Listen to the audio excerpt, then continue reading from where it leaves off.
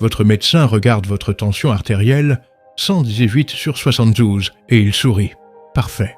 Puis il ajoute, mais pour vous, à 73 ans, ce chiffre n'est peut-être pas idéal du tout.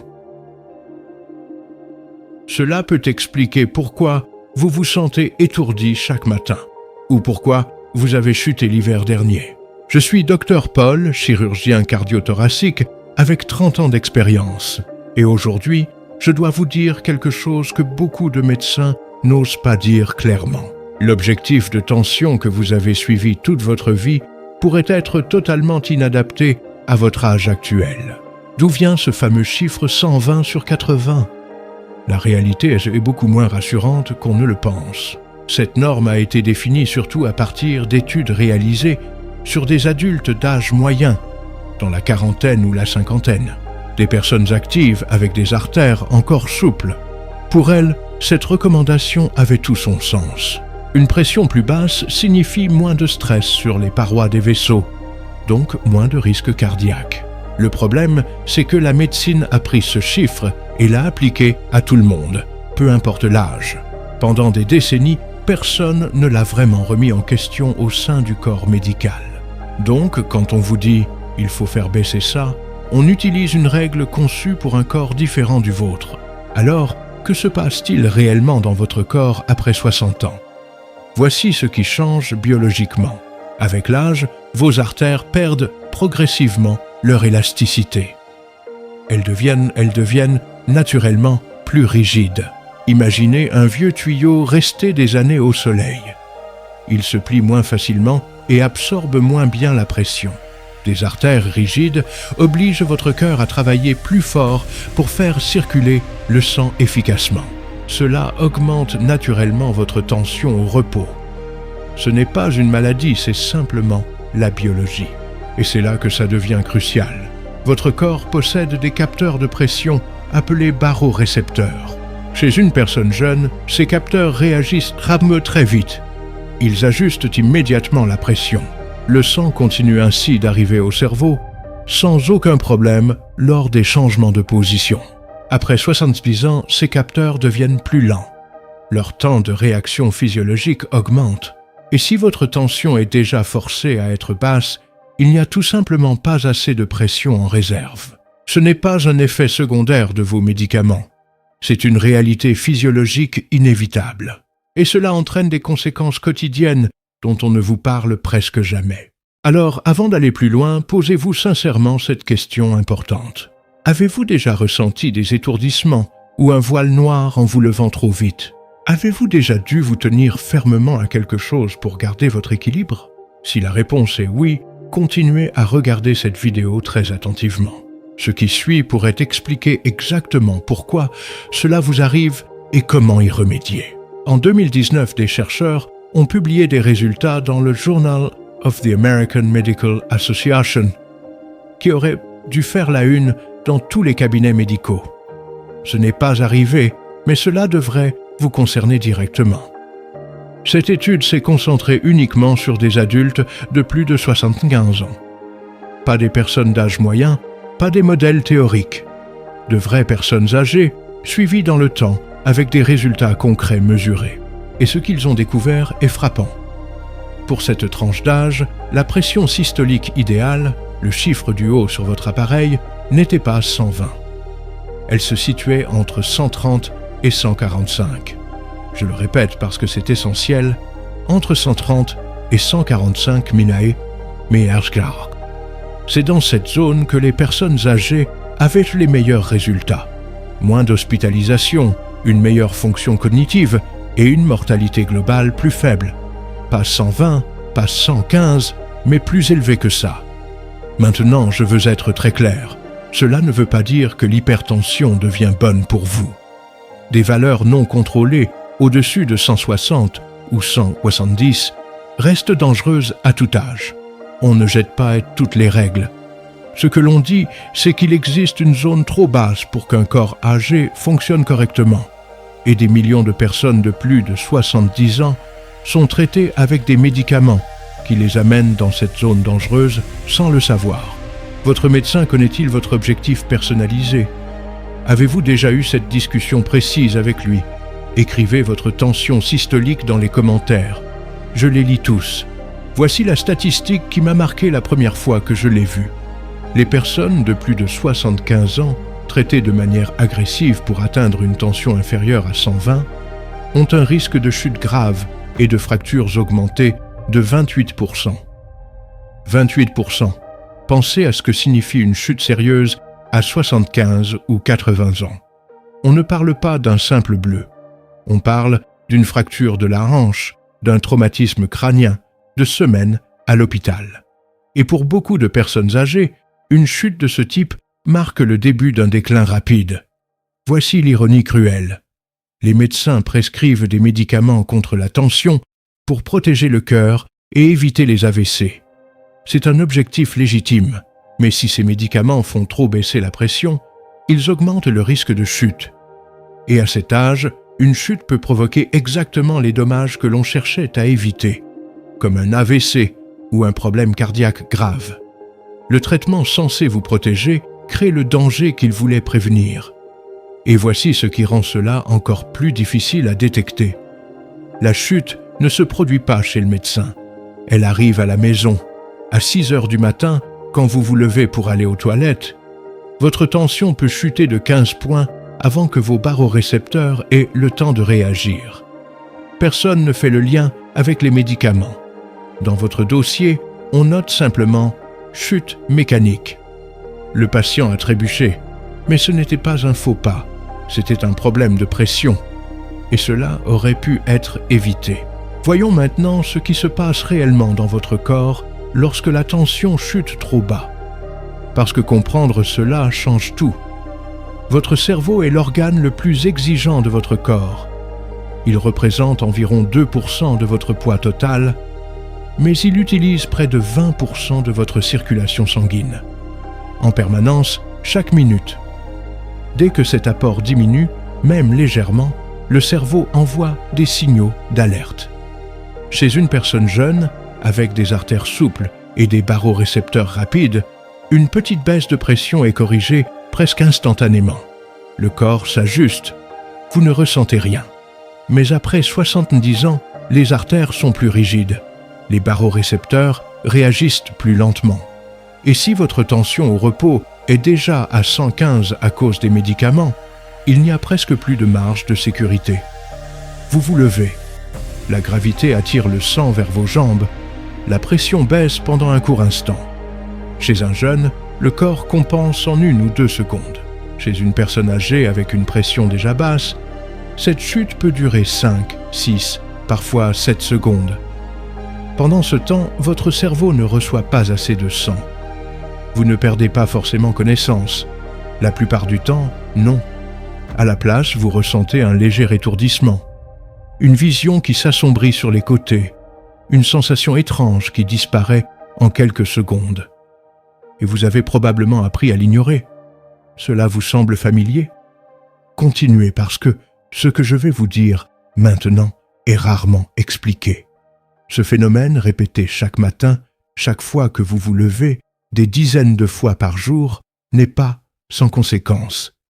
Des recherches récentes montrent de plus en plus un lien entre une faible perfusion chronique du cerveau et un déclin cognitif accéléré chez les personnes âgées. Votre cerveau ne reçoit pas assez de sang de façon régulière. Et sur des mois, voire des années, cela peut entraîner bien plus que de simples étourdissements. Alors, quand votre médecin vous dit que votre tension est parfaite, posez-vous une question. Est-ce que votre tête se sent vraiment bien aussi? Je vais vous donner une liste. Soyez honnête avec vous-même. Avez-vous des étourdissements ou une sensation de tête légère quand vous vous levez d'une chaise ou du lit?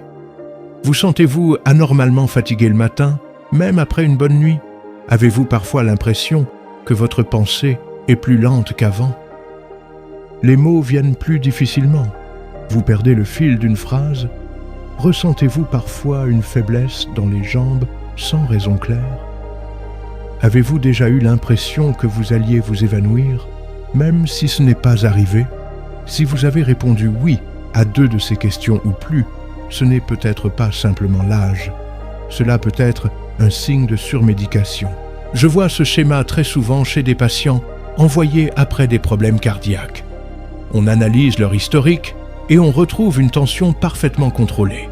116, 114, parfois encore moins. Des chiffres que certains médecins afficheraient fièrement. Mais le patient, lui, ressent depuis des mois tous les symptômes que je viens de citer. Le terme médical pour cela est hypotension iatrogène. C'est une façon compliquée de dire que le traitement a provoqué le problème. Ces signes sont souvent ignorés. Les patients parlent de vertige, on leur répond que c'est normal avec l'âge. La fatigue est mise sur le compte du sommeil. Le ralentissement mental est parfois pris pour un début de démence. Parfois, c'est vrai, mais souvent, plus souvent qu'on ne le reconnaît, c'est simplement une dose de médicaments trop élevée pour ce corps à cet âge précis. Vous méritez de connaître la différence. Et dans la suite, je vais vous montrer comment le vérifier chez vous, dès aujourd'hui, sans matériel spécial. C'est une méthode que j'enseigne à tous mes patients de plus de 65 ans. Cela prend 5 minutes, ne coûte rien et peut vous donner plus d'informations sur votre risque cardiovasculaire réel qu'une consultation classique. Cela s'appelle le test de tension orthostatique. Voici exactement comment faire. D'abord, vous avez besoin d'un tensiomètre à domicile. Si vous n'en avez pas, procurez-vous-en un. Après 60 ans, ce n'est pas optionnel. C'est un outil de base comme un thermomètre. Étape 1. Allongez-vous sur votre lit ou votre canapé. Restez au repos pendant 5 minutes complètes. Ne parlez pas, ne regardez pas votre téléphone. Détendez-vous simplement. Étape 2. Sans vous asseoir, passez directement de la position allongée à debout. Levez-vous comme vous le faites habituellement le matin. Étape 3. Prenez votre tension immédiatement, dans les 60 secondes après vous être levé. Notez les 2 chiffres. Étape 4. Comparez cette mesure avec celle prise lorsque vous étiez encore allongé. Voici ce que vous devez observer. Si votre pression systolique, le chiffre du haut, chute de plus de 20 points en vous levant, on parle d'hypotension orthostatique. C'est un signal d'alerte. Une baisse de 20 points ou plus signifie que votre corps ne compense pas assez vite. Cet écart entre la position allongée et debout est le moment où vous êtes en danger. Étourdi, instable, à un pas d'une chute. Si vous constatez cette chute, ne l'acceptez pas comme quelque chose de normal. Notez les valeurs. Apportez-les à votre prochain rendez-vous médical et posez-les sur la table. Ces données sont importantes et je vais vous dire exactement quoi dire dans un instant. Je vais maintenant vous donner des repères clairs. Ce sont des plages basées sur les données actuelles pour les personnes âgées. Elles ne sont pas identiques pour tout le monde, mais elles donnent une base solide. Si vous avez entre 65 et 74 ans, une tension systolique entre 130 et 140 est généralement adaptée. C'est déjà plus élevé que la norme de 120, et c'est volontaire. Entre 75 et 84 ans, la cible monte encore. Elle se situe entre 135 et 145. Oui, encore une fois, plus haut que 120. Et si vous avez 85 ans ou plus, ou si vous êtes considéré comme fragile, avec une perte musculaire, des antécédents de chute ou plusieurs maladies chroniques, la plage peut aller de 140 à 150. Je sais que certains pensent, mais mon médecin m'a dit que dépasser 130 est dangereux. C'est normal d'être confus. Les anciennes recommandations étaient très strictes sur la baisse des chiffres. Certains médecins formés avec ces règles n'ont pas encore ajusté leur approche. Ce n'est pas une critique.